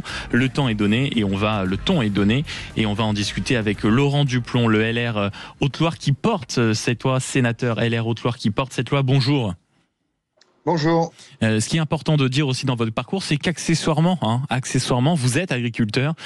Donc c'est un tout petit peu utile quand on est sénateur et qu'on peut parler des sujets qu'on connaît, quand on voit la quantité d'attaques que vous avez subies et les pressions politiques qui ont existé sur cette loi. D'un mot, elle a été adoptée hier, je le disais, réintroduction de certains produits phytosanitaires avec des démarches sur le stockage d'eau. Il y a aussi la séparation de la qualité de vente et de conseil des produits phytosanitaires, et on va dire qu'on a élargi la capacité d'installer certaines installations qui étaient classées pour la protection de l'environnement. On va aller dans le détail avec vous, mais d'un mot, est-ce que vous êtes soulagé que cette loi soit enfin votée ? Oui, je ne sais pas si je suis soulagé, mais en tous les cas, c'est une satisfaction de voir aujourd'hui le travail accompli à travers le vote hier à l'Assemblée nationale. On me disait tant que ça serait difficile d'avoir une majorité à l'Assemblée nationale. On est à 316 voix pour 223 contre, ce qui veut dire 93 voix d'écart pour l'adoption de ce texte. Donc elle a rassemblé une très large majorité, au-delà de la majorité de l'Assemblée nationale, puisque normalement il en fallait à peu près 280 et on en a eu plus de 310. Donc ça prouve que l'explication qu'on a donnée pendant tous ces derniers mois, depuis le vote du Sénat au mois de janvier, la réalité des choses qui font que notre pays surtranspose de façon importante les règles européennes, créant par définition des contraintes, mais aussi une concurrence déloyale avec les producteurs de l'autre côté de la frontière française. Oui. Et donc la réalité, c'est qu'on n'a pas fait quelque chose de mieux pour les agriculteurs français. On les a simplement mis au même niveau de possibilité de production que les producteurs allemands, italiens ou espagnols. Mais comment vous expliquez le déchaînement de critiques, de pressions qui se sont clairement accumulées ces dernières semaines pour empêcher certains parlementaires de la voter, certains parlant même de croisade contre l'écologie. Tout à l'heure, même pendant les débats, certains utilisaient les mêmes termes. Comment vous expliquez cette tension permanente à chaque fois qu'on aborde, j'en ai l'impression en tout cas, un sujet agricole ? Parce que l'écologisation de tous les débats fait qu'aujourd'hui, il n'y a plus de possibilité d'avoir un débat. Et donc là où on a 26 pays qui autorisent une molécule en disant qu'elle est peu dangereuse pour les abeilles, on arrive à quelque chose en France qui est transformé par une molécule qui est hyper dangereuse pour tout le monde et qui tue les abeilles. Voilà la réalité de ce que nous vivons. C'est quoi ? C'est la déformation, c'est la désinformation du débat ? C'est la déformation d'une partie du débat ? La gauche et l'écologie n'ont de cesse à vouloir être sur un triptyque qui est assez simple. On commence par la peur, la désinformation et la peur. Une fois qu'on a bien fait peur, on culpabilise les Français. Et une fois qu'on les a culpabilisés, on leur interdit. C'est ce que je dis souvent, la gauche des interdits n'a aujourd'hui de limite pour rien. La réalité, en fait, de ces interdits fait qu'aujourd'hui, eh bien, on se bloque la production. Et donc, quand on se bloque la production, eh bien, non seulement on ne crée plus de la valeur dans notre pays, non seulement on ne crée plus une alimentation française, mais on se jette dans les bras avec une naïveté totalement coupable des importations. Alors, c'est des importations aux frontières avec des pays européens qui, eux, ont la possibilité d'utiliser certaines choses qui font qu'ils ont soit de la compétitivité ou de la productivité supplémentaire à nous, ou voire même pire, ils ont encore des solutions. Alors que nous, regardez la noisette, regardez la pomme cette année, si nous ne réintroduisions pas l'acétamipride, elles étaient totalement dans l'impasse, ces filières. L'impasse, ça veut dire en clair qu'elles ne peuvent plus produire. Donc on en arrive à un point où c'est le kantisme. Vous savez, Charles Péguy disait du kantisme, le kantisme a les mains pures, mais il n'a plus de mains. Donc la gauche et les écologies voudraient avoir une agriculture propre, mais au final, on n'aura plus d'agriculture du tout. Il y a eu notamment un aspect aussi de cette loi qui a été vivement critiqué, c'était le stockage de l'eau. Beaucoup ont parlé de scandale, on a entendu énormément d'éléments de langage sur cet aspect. Vous parlez justement qu'au contraire, stocker l'eau comme vous vous apprêtez à le faire, c'est un intérêt, c'est on va dire un objet d'intérêt général. C'est d'ailleurs comme ça que ça a été évoqué dans la loi. Alors, expliquez concrètement comment ça va se passer, pourquoi c'est si important pour vous. Pourquoi c'est important? Parce qu'une plante, pour pousser, elle a besoin de fertilisants et elle a surtout besoin d'eau. Et que la réalité, à tous ceux qui nous expliquent que c'est un accaparement de l'eau, non, c'est faux, c'est pas un accaparement de l'eau. Puisque l'eau que les agriculteurs utilisent pour faire des fruits et des légumes, eh bien en fait, ceux qui les consomment mangent cette eau à travers les fruits et les légumes. Oui. Quand on fait 1 kilo de viande, la vache, elle a aussi bu de l'eau. Et donc à un moment donné, cette eau qui... par un débat un peu tronqué, par une façon de toujours caricaturer, eh bien, ressemblerait à un accaparement. La réalité, c'est que quand l'eau passe en excès, eh bien, on stockait une partie pour s'en servir quand l'eau manque. Eh bien, c'est la réalité de ce que l'homme a vécu et a fait pendant des siècles et des millénaires. Depuis que l'agriculture est arrivée sur notre territoire et depuis que l'homme s'est organisé à produire des denrées alimentaires, eh bien la première chose qu'il a essayé de faire, c'est de limiter les périodes dans lesquelles il avait besoin d'eau, de façon à avoir de l'eau en stock pour pouvoir l'utiliser. Je veux juste rappeler quelques chiffres. En France, la surface irriguée, c'est moins de 7% de la surface. C'est 14% en Espagne, c'est 25% en Italie. La quantité d'eau que nous utilisons en France en moyenne à l'hectare, c'est 1800 mètres cubes à l'hectare. La réalité des pays européens, c'est 4000 mètres cubes à l'hectare. Et si on se compare avec les pays comme l'Espagne et l'Italie, c'est plus de 7000 mètres cubes à l'hectare. Oui. Donc quand on nous dit que non seulement on accapare l'eau, mais qu'on en utilise beaucoup, je pense que c'est une caricature grossière et qu'en fait, la réalité, c'est que les écologistes, on l'ont prouvé encore cette fois-ci, par rapport aux pesticides ou par rapport à l'eau, leur problème, c'est pas de vouloir limiter l'utilisation, c'est de l'empêcher. C'est-à-dire qu'il n'y a pas de limite à empêcher la totalité d'utilisation des pesticides. Vous savez, l'étymologie du terme pesticide, c'est lutter contre la peste. Eh bien, ils en ont fait la peste. Oui. À force de raconter tout un tas de choses et de faire qu'une molécule, quand elle est utilisée convenablement dans les quantités qui sont préconisées, avec les usages qui sont préconisés, comme dit la porte-parole de la DG Santé qui a été interviewée il n'y a pas très longtemps concernant l'acétamipride, oui. Elle n'est ni dangereuse pour l'homme, ni dangereuse pour l'environnement, ni dangereuse pour la biodiversité. C'est ça la réalité de la science. Et aujourd'hui, on ignore tout ça. Laurent Duplan, continuons à aller tout doucement dans le détail de cette loi. On a parlé du stockage de l'eau, de la réintroduction de cette acétamipride dont vous venez de parler, qui était un produit phytosanitaire très important pour les agriculteurs. Il y avait aussi dans la loi l'assouplissement de cette séparation entre la vente et le conseil des produits phytosanitaires. Est-ce que vous pouvez nous expliquer ? Il y a eu une loi en 2018 qui a interdit la vente et le conseil par le même distributeur. C'est-à-dire que l'agriculteur se trouvait confronté à un élément en particulier, c'est-à-dire qu'il devait acheter à quelqu'un sans parler de l'utilisation du produit. Ce qui fait que ceux qui vendaient le produit ne pouvaient plus le conseiller et qu'au bout du bout, cette loi étant tellement une usine à gaz, la réalité de ce qui s'est passé, c'est que en fait, les agriculteurs achetaient des produits sans avoir aucun conseil. alors que la meilleure façon de pouvoir lutter contre la diminution, pour diminuer les produits phytosanitaires, je vous rappelle quand même que la France a fait des efforts considérables là-dessus. Nous avons diminué de 95% l'utilisation des molécules les plus dangereuses. Alors que quand on signe un accord de libre-échange avec le Mercosur ou le CETA, on s'oblige à acheter des produits qui sont produits alimentaires qui sont produits avec des phytosanitaires qui sont interdits chez nous. Mais vous faites donc, la transition parfaite, Laurent Duplon, avec l'autre aspect de cette loi, c'était notamment dans les installations classées pour la protection de l'environnement. Ça, si j'ai bien compris, c'est tout ce qui va permettre, par exemple, d'agrandir certains poulaillers ou autres bâtiments indispensables pour certains agriculteurs, afin de maintenir une souveraineté française sur la plupart des aliments. C'est ça peut-être aussi qu'on n'a pas suffisamment expliqué dans les débats du fond de cette loi, parce que nous sommes concentrés sur certains aspects, mais ça va dans le sens d'une souveraineté alimentaire. De toute façon, c'est l'exemple du rapport que j'ai fait en 2018 qui expliquait que la ferme France déclinait, qu'on consommait en 2018 1 jour et demi par semaine des produits importés. On est à plus de 2,3 jours aujourd'hui. Donc si nous continuons comme ça, eh ben, nous connaîtrons encore plus de jours d'alimentation en France, alors que la France agricole est quand même normalement un pays qui est béni par les dieux pour produire des denrées alimentaires, eh bien qui consommera quasiment uniquement des produits importés.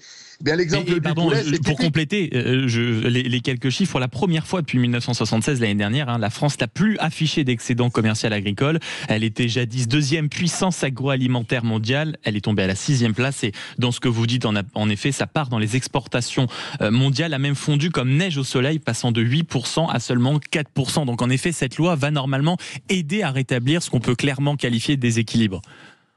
Alors, ça suffira sûrement pas. Il faudra sûrement remettre encore à l'ouvrage ce point-là. Mais vous savez, ce que vous êtes en train de décliner, je le prédisais déjà en 2018 dans le rapport, en disant nous allons connaître un déficit de la balance commerciale. Ben, vous l'avez dit, nous y sommes. Et donc, la réalité de tout ça fait que non seulement nous nous appauvrissons, mais en plus, en nous appauvrissant, on veut en même temps acheter toujours plus. Moi, écoutez, je suis qu'un simple agriculteur. Quand vous avez un porte-monnaie qui est vide, je ne crois pas que la première chose que vous pouvez faire, c'est d'acheter. Donc la réalité de ce que nous devrions prendre en compte, c'est qu'avant d'acheter, on devrait se poser la question de savoir pourquoi nous ne produisons plus, quels sont les freins à nos productions qui font qu'aujourd'hui nous sommes dans cette situation.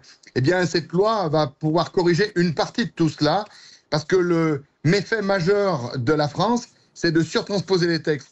Et vous savez, on pourrait élargir ce propos-là à la quasi-totalité de ce que nous produisons en France. Je vais vous citer juste 2 chiffres. Le Premier ministre, dans son discours politique général, François Bayrou, quand il a été Premier ministre, a dit au Sénat que le coût des normes en Europe, c'était 0,5% en moyenne du PIB. Oui. La France, comparativement à l'Allemagne, est 22 fois supérieure. Là où l'Allemagne consomme 0,16% de son PIB pour les normes, c'est-à-dire 5 milliards d'euros à peu près si on le traduit en PIB français, la France consomme 4% de 3 000 milliards, soit 120 milliards. Donc c'est une loi qui va dans le bon sens, Laurent Duplon. On vous a entendu, sénateur LR Haute-Loire et accessoirement agriculteur à l'origine de cette loi. Merci beaucoup d'avoir été avec nous sur Sud Radio pour nous rappeler les enjeux et peut-être contrebalancer un certain discours qui s'est beaucoup répandu ces dernières semaines, qui accusait en effet les agriculteurs, je cite, de croisade contre l'écologie. Merci beaucoup d'avoir été avec nous et sur ce sujet, auditeur de Sud Radio, vous y êtes forcément sensible. 0826 300 300. On a eu un coup de fil de la part de Paul. Bonjour Paul. Oui, bonjour. Si je ne me trompe pas, vous êtes agriculteur, c'est ça? Et la loi Duplon, pour vous, va apporter des améliorations considérables quand même. La loi Duplon va rétablir un petit peu la distorsion qu'on a avec nos voisins.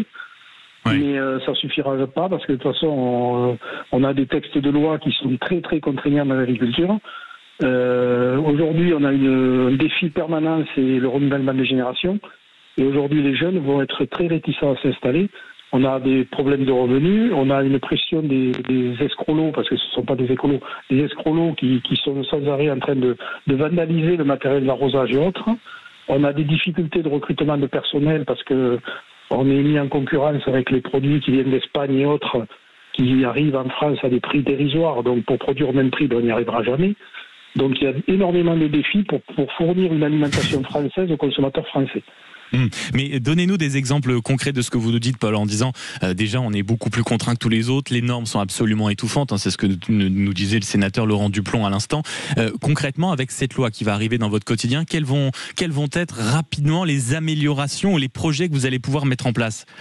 Les améliorations, moi je suis dans le Lot-et-Garonne, donc c'est le premier département producteur de noisettes, mais peut-être que les producteurs de noisettes vont avoir la molécule qu'il faut, l'acétamipride, pour pouvoir enfin se débarrasser des ravageurs. Le produit phytosanitaire réintroduit grâce à la loi. Voilà, et il faut savoir que c'est utilisé dans tous les pays sauf la France. Alors les écolos, ils devraient se poser des questions. On peut être le dernier village gaulois, sauf que le problème, c'est que moi, aujourd'hui, on a des terres agricoles qui partent de l'agriculture, qui vont vers la déprise agricole. On a des ronces, des friches, ça devient dramatique. Il faut aujourd'hui vraiment réagir. Il faut qu'on aide les jeunes à s'installer. Et il faut qu'on donne des perspectives d'avenir. En un mot, Paul, quand vous dites en effet le métier est suffisamment difficile, il faut encourager les jeunes à se réimplanter à nouveau, etc. D'un mot, et quelles sont les prochaines étapes quand vous dites voilà cette loi va dans le bon sens? Quelles sont les prochaines étapes? Vraiment, si le ministre de l'Agriculture nous écoute, vous dites ok, c'était un premier point positif. Quel est le deuxième assez rapidement pour essayer de sauver cette profession? Le deuxième, il est très simple. Quand on a des productions françaises, on limite les importations pour pouvoir valoriser les productions françaises. Ça coûtera pas plus cher et ça permettra d'écouler nos productions à des prix raisonnables pour le consommateur et pour le producteur. Il faut que les producteurs gagnent leur vie. On a des exploitations aujourd'hui qui coûtent très cher, le matériel c'est très cher. On a des chiffres d'affaires qui sont élevés. Et des revenus dérisoires, des 500 € par mois, quoi. C'est dérisoire. Bien sûr. Merci beaucoup, Paul, de nous avoir appelé, franchement, et d'avoir parlé vrai au micro de Sud Radio. 0826 300 300, c'est votre radio, vous le savez. Et on a fait le tour de cette loi Duplon qui a été adoptée à l'Assemblée nationale et qui a été vivement critiquée. Dans un instant, un sujet au cœur de vos préoccupations, votre facture d'électricité nucléaire, éolien. Vous l'avez vu à quel point ça va jusqu'à torpiller, à diviser la classe politique. Nous recevons quelqu'un qui a la parole rare, Anne Lauvergeon. Elle signe un livre, un secret bien gardé, et les premières lignes donnent le ton. Je dédie ce livre à celles et ceux qui ont aimé EDF mais qui n'acceptent plus le montant de leur facture d'électricité. Elle a fondé accessoirement Areva, qui en a fait le leader mondial du nucléaire, et elle est aujourd'hui à la tête de ALP. Entretien absolument passionnant dans quelques instants. À tout de suite. Sud Radio. Sud Radio. Parlons vrai. Parlons vrai. Sud Radio. Parlons vrai. Sud Radio, les débats de l'été, 10h-13h, Maxime Liédo. Là, j'espère que vous êtes assis parce que le grand entretien qui va suivre, c'est un entretien issu d'un livre fascinant, un secret bien gardé, si bien gardé, c'est chez Grasset, l'histoire en réalité d'un pays, le nôtre, le drapeau bleu-blanc-rouge, qui s'est torpillé, qui a torpillé sa politique énergétique. Et l'autrice de ce livre n'est personne d'autre qu'Anne Lauvergeon. Bonjour. Bonjour. Merci beaucoup d'être avec nous en ce jour d'adoption de la loi Grémillet, qui est en réalité la grande loi de la politique énergétique française. Je rappelle quand même qu'à la base, sauf manifestation puissante ou grâce à une manifestation puissante de l'Assemblée, elle devait passer par décret, cette loi. Il y a eu un débat hypothétique et on rappelle que c'est un coût quand même pour les 10 prochaines années, entre 300 et 400 milliards. Avant qu'on rentre dans le détail de cette loi, comment vous avez observé l'état des débats, les arguments, l'agitation politique autour d'un sujet aussi conséquent et important à Anne Lauvergeon que la politique énergétique de la France? Alors d'abord, la loi Grémillet, elle n'est pas encore passée. Elle a été votée par le Sénat. Elle doit retourner à l'Assemblée nationale et le ministre chargé de l'énergie, Marc Ferracci, a annoncé que de toute façon, ce qui s'appelle dans un langage assez technocratique la PPE 3, la programmation pluriannuelle de l'énergie, 3e phase, eh bien, elle sortirait par un simple décret. C'est-à-dire qu'on pourrait très bien avoir, si on arrive à avoir un vote majoritaire à l'Assemblée nationale, une loi qui de toute façon ne sera pas prête avant octobre-novembre, et puis avant ça, un décret organisant l'ensemble des sujets pour les 10 prochaines années, qui sera sorti avant. Donc on est quand même dans une situation juridique très compliquée. Et même démocratique absolument délicate. Voilà, alors que les enjeux, vous le dites, sont considérables. C'est-à-dire que c'est vraiment comment on va développer nos capacités énergétiques, comment on va les gérer pour les 10 prochaines années. Vous avez fondé, je le rappelais au début de cet entretien, Areva, et vous en avez accessoirement fait le leader du nucléaire. C'est le sujet en réalité de cette loi qui a été adoptée, vous le rappeliez hier au Sénat, la relance du nucléaire et le renforcement du renouvelable. Pourquoi je dis renforcement? Voilà l'objectif. À coût de 150 milliards sur 10 ans quand même, et 130 milliards. 2 fois plus d'éoliennes terrestres, 50 fois plus d'éoliennes en mer, et 4 fois plus de panneaux solaires. Ce plan-là, c'est une forme de folie. C'est quelque part le résultat de la volte-face faite par Emmanuel Macron. Emmanuel Macron, en 2019, fait passer la PPE2 en faisant 14 réacteurs nucléaires de moins, et donc à fond sur les renouvelables. Février 2022, il annonce à Belfort un changement total, 14 réacteurs nucléaires de plus, mais toujours autant de renouvelables. Donc ça fait 28 réacteurs nucléaires de différence, c'est quand même considérable. Et le tout en l'espace de même pas 5 ans. 3 ans. 3 ans. Moins de 3 ans. Et on additionne tous les renouvelables qu'on devait faire avec tout le nouveau nucléaire. Mais on n'a pas besoin de tout ça, surtout que quand vous regardez, finalement, l'augmentation du prix de l'électricité ces 10 dernières années, on a pris 120%, c'est-à-dire 3 à 4 fois l'inflation, fait que les Français consomment de moins en moins d'électricité. Donc, qu'est-ce qu'on va aller investir massivement et du nouveau renouvelable et du nouveau nucléaire, alors même que, et c'est ça mon secret si bien gardé, on a un nucléaire existant qui est sous-employé. Et ça, on y reviendra, mais votre livre est, et je vous le disais à l'instant, excessivement complet. Un secret si bien gardé, vous détricotez réellement dans l'ensemble et vous essayez d'analyser, de comprendre comment, en 20-30 ans, la France a totalement perdu sa souveraineté énergétique, sa puissance énergétique. Et quand je vois dans cette loi, on va multiplier par 4 les panneaux solaires. Vous dites à un moment, mais écoutez, l'industrie européenne d'un solaire encore modeste représentait en l'an 2000 30% des capacités mondiales. Après un dumping chinois très efficace et sans aucune réaction européenne, 98% du photovoltaïque installé en Europe est aujourd'hui fabriqué en Chine. C'est-à-dire que l'argent du contribuable français va financer l'industrie chinoise. Mais c'est un fait, la Commission européenne ne s'est absolument pas intéressée à l'industrialisation des solutions qu'elle a imposées, parce qu'il y avait le modèle allemand était la référence. Alors le modèle allemand c'était très simple, c'était les renouvelables en devanture, avec un discours sur le fait qu'on ferait 100% de renouvelables, alors qu'on sait très bien que les renouvelables étant intermittents, il faut des énergies de base. Derrière, il y avait caché charbon et lignite, qui assurait effectivement l'énergie de base, l'électricité de base. Et puis encore derrière, il y avait un moyen croissant, parce que les industriels allemands avaient besoin de beaucoup d'électricité, c'était le gaz russe. Et puis, on le dit en tout cas dans le projet de cette loi, il y avait un objectif de mix énergétique. C'est l'équilibre entre les renouvelables et les énergies que vous expliquez très bien dans votre livre, dites pilotable ou contrôlable, notamment le nucléaire. 58%, c'est-à-dire qu'on laisse totalement de façon consciente le nucléaire de côté. Le nucléaire existant, donc les 57 réacteurs nucléaires que nous avons en France, on est un des plus grands parcs du monde, eh bien nous avons un opérateur de ces réacteurs qui fait l'avant-dernière plus basse performance du monde. C'est-à-dire qu'on ne produit pas suffisamment, on produit à 67% du temps, là où la moyenne américaine, si je prends ça, alors que c'est des réacteurs plus âgés, avec plusieurs opérateurs, des technologies différentes, etc., ils sont à 91-92%. Donc en fait, si on faisait fonctionner nos réacteurs mieux, on aurait une quantité d'électricité décarbonée beaucoup plus importante. Et surtout, on fait baisser les factures. On a moins besoin d'investir, on produit plus, on fait baisser les prix, et on redevient, nous, le pays que nous avons été, c'est-à-dire un pays, effectivement, avec un prix de l'électricité le plus bas ou parmi les plus bas d'Europe. On va rentrer ensuite dans le détail de ce que vous racontez dans le livre, et même pour le prix de la facture des Français, le fait qu'EDF en fait sous-exploite totalement ses capacités. Mais je ne sais pas si vous avez observé ces dernières semaines, avec attention et peut-être même un peu de gourmandise, l'hallucinante scission dans le gouvernement entre ceux qui plaident pour du nucléaire, ça vous fait sourire à nos vergons, et ceux qui plaident en réalité aussi pour un arrêt des subventions publiques, et ceux qui crient au populisme énergétique. Un invité tout à l'heure parlait de trumpisme franchouillard. Comment vous regardez tout ça ? Ça y est, on a réactivé la guerre de religion. Guerre de religion, les pro-renouvelables, anti-nucléaires, les pro-nucléaires, anti-renouvelables. On sait qu'il nous faut avoir une électricité décarbonée. Et c'est ça l'énorme chance de la France, c'est qu'on est décarboné déjà à 95%. Grâce au nucléaire, grâce à l'hydroélectrique, on n'en parle jamais assez. Mais vous racontez dans le livre pourquoi on n'en a pas suffisamment. On y reviendra tout à l'heure sur l'hydroélectrique. On pourrait investir beaucoup plus là-dessus. Mais tout ça pour dire que faut arrêter d'opposer les uns aux autres. Ils n'ont pas les mêmes caractéristiques. On peut faire beaucoup plus de décentralisé avec les renouvelables, mais c'est vrai que ça n'a pas grand sens que de dire on va investir énormément sur du nouveau renouvelable et énormément sur du nouveau nucléaire. On n'en a pas besoin.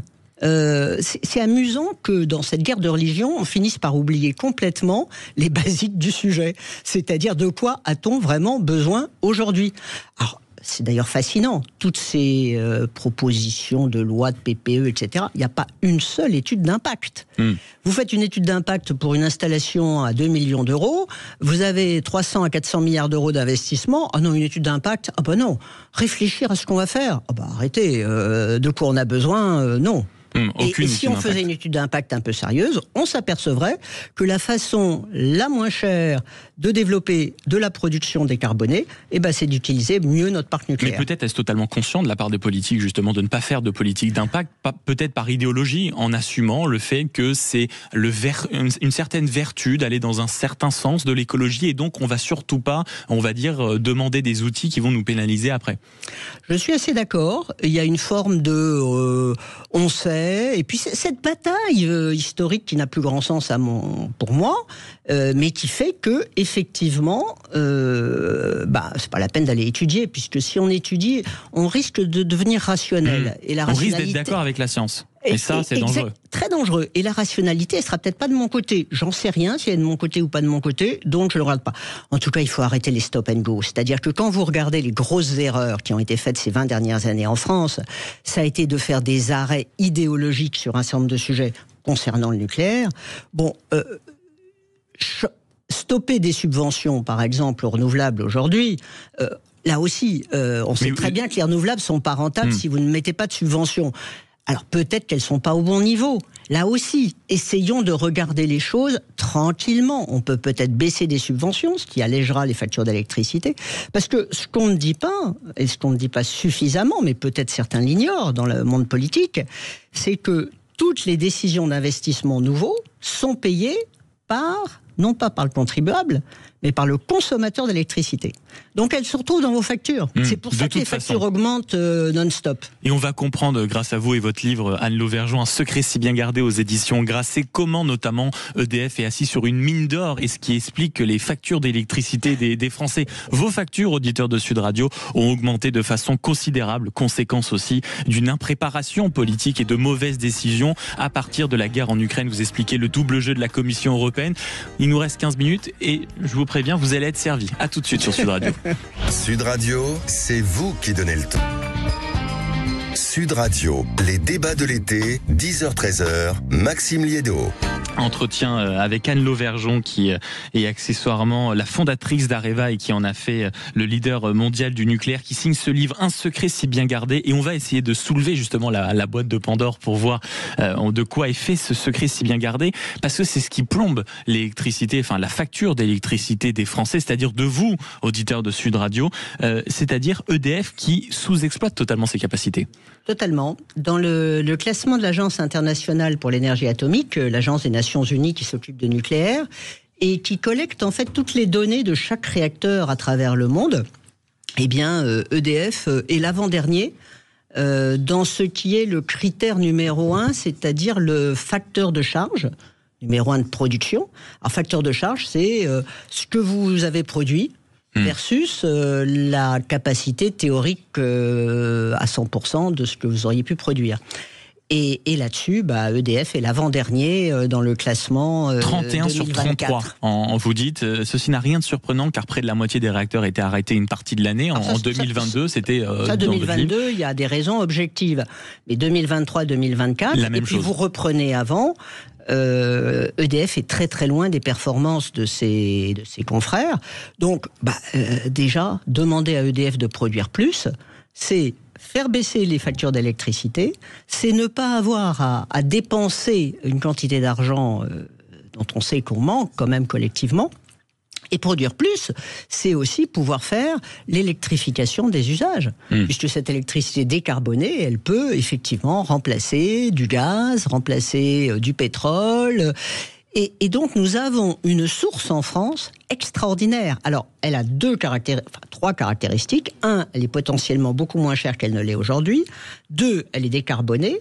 Et 3, elle est stable. C'est-à-dire qu'un réacteur nucléaire, ça ne marche pas uniquement quand il y a du vent ou du soleil.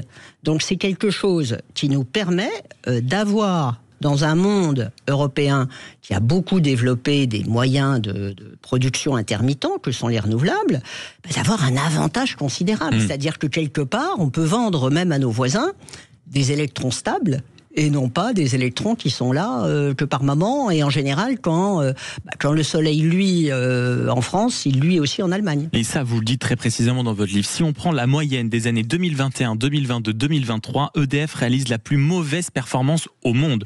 Le facteur de charge moyen des opérateurs donc, se situe à 85%, ce qui signifie qu'ils sont à 85% de leur production maximale. Comment expliquer, si vous voulez, qu'ils n'aillent pas, quand on voit, on a quand même vu sur les micros, sur les télés, un moment des ministres nous dire comment utiliser la clim, des ministres ensuite nous dire de porter un pull au vert, un ministre nous dire de porter une écharpe. Donc comment expliquer que dans une situation qui n'est quand même pas glorieuse pour accessoirement la 7e puissance du monde qui est la France, que EDF n'aille pas jusqu'au bout de ses capacités?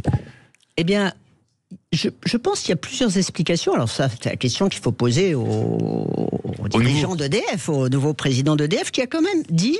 Alors d'abord, EDF ne parle jamais en facteur de charge, parce que forcément, ça se verrait. Il parle en térawattheure. Alors térawattheure, c'est pas une unité... C'est le mot barbare. C'est un mot barbare. Alors le térawattheure, EDF produit 360 térawattheures par an, et c'est là où la PPE3 fixe EDF pour les 5 prochaines années. 360 TWh, ce qui dit rien à personne, c'est une production à 67%. Là où 67%. 67%. Donc on a donc l'État qui encourage et qui ordonne d'une certaine manière à EDF de ne faire que 60% de ce qu'elle pourrait. 67%. 67% de ce qu'elle pourrait. 67%, c'est-à-dire qu'au lieu d'être l'instigateur de produisez plus pour qu'on paye moins, eh bien c'est continuer comme maintenant, tout va très bien, Madame la Marquise. Et on sait comment finit la chanson. Exactement, c'est complètement surréaliste. Et comment vous expliquez même, vous le dites dans un chapitre, et vous allez dans la profondeur des sujets, dans un chapitre vous parlez des 7 erreurs presque capitales de la France, en allant du projet Superphénix que les écolos ont torpillé, jusqu'à la nomination de Nicolas Hulot, alors que précédemment la France était une puissance nucléaire, avec une puissance énergétique, j'entends, avec un parc nucléaire resplendissant. On a ensuite eu des décisions néfastes. À partir du début des années 2000, on va dire, on a vraiment eu un accélérateur. C'est le modèle allemand qui nous l'influence allemande. L'influence allemande. Alors, le modèle allemand, qui est devenu aussi le modèle européen, oui, entre-temps, c'était le modèle de référence. La France a fait de la résistance, mais de la résistance pas très efficace, pour être honnête, molle. On a coupé en morceaux EDF, on a fait RTE, Enedis, on a coupé en morceaux Engie, GRT Gaz. Mais ce qui est très intéressant, c'est que cette politique qui a vraiment découpé le monde pétrolier et le monde gazier, qui l'a rendu beaucoup plus faible, qui l'a rendu moins actif, moins internationalisé, et puis des erreurs, je dirais, de politique intérieure, ça on pourrait y revenir, mais je dois dire que ce qui est quand même très, très frappant, oui, c'est de voir à quel point ça a empêché le pilotage intelligent du système. On a perdu le sens du pilotage. Quand vous regardez, par exemple, tout ce qui est scénario d'évolution, etc., c'est plus fait par l'État en France. C'est fait par RTE, une filiale d'EDF. On a complètement perdu le sens du sujet. Or, vous prenez tous les autres grands ensembles dans le monde, ils sont obsédés par l'énergie. Vous prenez les États-Unis. Les États-Unis, ils étaient importateurs nets de pétrole et de gaz jusqu'en 2010. Ils sont aujourd'hui le premier producteur de gaz et le premier producteur de pétrole. Trump arrive, dans son discours d'investiture, il déclare l'état d'urgence de l'énergie. Quand on est le premier producteur de pétrole, de gaz, je ne vois pas où il y a l'état d'urgence. Bon. Et c'est vrai pour la Russie, c'est vrai pour l'Inde, c'est vrai pour la Chine. Et je recommande aux auditeurs. On s'en fiche. Un secret si bien gardé aux éditions Grasset par vous, Anne Lauvergeon. Vous expliquez à quel point en réalité on est en train d'acheter toutes les énergies qu'on a refusé de produire sur le sol européen, ou qu'on s'est obligé d'interdire. C'est le cas notamment du gaz de schiste, c'est-à-dire non, surtout pas, ça c'est horrible. Par contre, on achète tout aux États-Unis. Oui, la dernière idée de la Commission européenne, c'est d'interdire à partir de fin 2027 le gaz russe. Alors pourquoi fin 2027 ? Pourquoi maintenant oui. Voilà. Alors ça, bien sûr, ça fait flamber les prix. En tout cas, ça le fera pour l'hiver prochain. Et puis, on va acheter en lieu et place du GNL, du gaz naturel liquéfié, venu des États-Unis. Alors, c'est à 80% du gaz de schiste. On le liquéfie, ce qui demande beaucoup d'énergie. On lui fait traverser l'Atlantique, ce qui demande encore plus d'énergie. On le récupère. Et ce gaz de schiste, c'est sûr qu'on en a quelque part en Europe. On peut être pour, on peut être contre, mais pourquoi peut-on l'accepter venant des États-Unis et pas sur le sol européen ? On le refuse chez nous. On n'a plus aucun sens patriotique de l'énergie. C'est ça qui est dramatique. Et c'est un mot malheureusement cruel. En 1 minute encore, Anne Lauvergeon, 2 questions. Est-ce que vous faites partie des femmes puissantes qui connaissent ce domaine et qui encouragent à une sortie du marché européen de l'électricité ? Et deuxième question aussi dans le même laps de temps, est-ce que plus que les autres présidents, Emmanuel Macron a une responsabilité beaucoup plus pesante sur la dérive de la politique énergétique française ? Sur la première question, non, je ne suis pas pour la sortie du marché de l'électricité, je suis peut-être pour des règles différentes. Pourquoi il ne faut pas sortir ? Parce que c'est nous qui allons être les grands gagnants. Si on a un parc nucléaire qui produit plus, on va vendre nos électrons et on va les vendre cher. Et sur Emmanuel Macron ? Point. Et sur Emmanuel Macron, le girouettisme 2019-2022, Fessenheim en a fait d'abord les frais. Et cette idée de on va faire plaisir à tout le monde, donc on va faire tout ce que les gens veulent de tous les côtés, ça nous mène à la ruine. Les coulisses de votre facture énergétique qui a flambé ces dernières années, c'est les secrets et le secret si bien gardé qui est révélé par Anne Lauvergeon, qui est l'ancienne PDG d'Areva, qui en a fait le leader mondial du nucléaire et qui est aujourd'hui à la tête d'ALP, qui conseille les entreprises, les gouvernements et les entrepreneurs sur ces stratégies. Merci beaucoup d'être venu au micro de Sud Radio, Anne Lauvergeon, dans un tel contexte. Et nous, on se retrouve demain, 10h, même radio, même heure. Sud Radio. Sud Radio. Parlons vrai. Parlons vrai. Sud Radio. Parlons vrai.